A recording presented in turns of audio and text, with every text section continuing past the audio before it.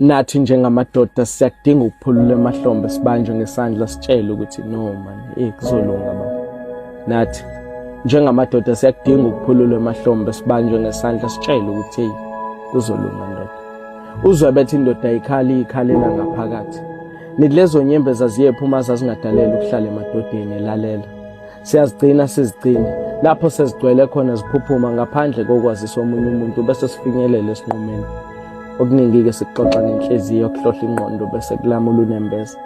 Inkinga nalabo abangaphambili basuke basifundisa ukufana, basifundisa ukuqina, bakhohlwa ukusifundisa ngezimpi zemicabango. Kodwa-ke kangibasoli ngoba nabo uma beseluleka basitshela ukuthi abangaphambili kwabo babatshela ukuthi kuyihlazo ukuphuma kwezinyembezi endodeni.